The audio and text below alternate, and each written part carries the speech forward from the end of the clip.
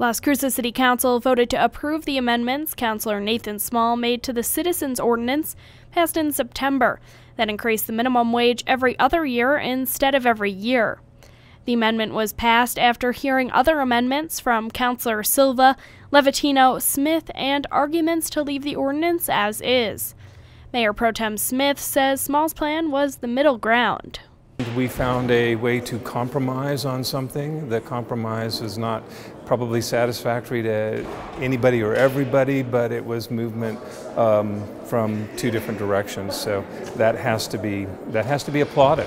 Mayor Miyagishima says that Small's changes could have waited to the 6-month review to see how the increase affected the community and to keep the public's trust. This is something here that I think has just violated the spirit of that ordinance. And you know, again, I'm not saying that his ideas weren't good. I too think that it probably was needed to have some revision, but I don't think this was the right place and the right time to do it.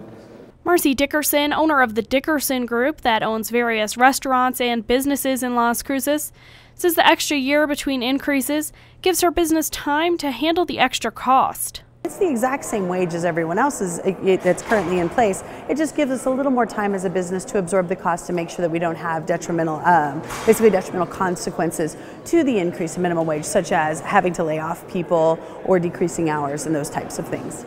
Councilor Nathan Small says that these amendments are a way to make sure all members of the community are represented. Offer an increase, offer a raise, both at that tipped wage and also generally for minimum wage workers in our community. It perhaps does not do it soon enough, but it also only goes to 2019. So, you know, it's a mix, and I think anytime we consider compromise, we consider the fact that it's going to be a mix. Sarah Nolan, executive director of CAFE, says that the changes go against the core of the Citizens Ordinance and doesn't view it as a compromise. We think it's remarkable at what City Council and big business were able to compromise on their own without the community. We also believe that our ordinance hadn't even been in full effect yet. And so to say that there was an impact was just outrageous. They should have allowed the Citizens Ordinance to go forward as we passed and as it was written.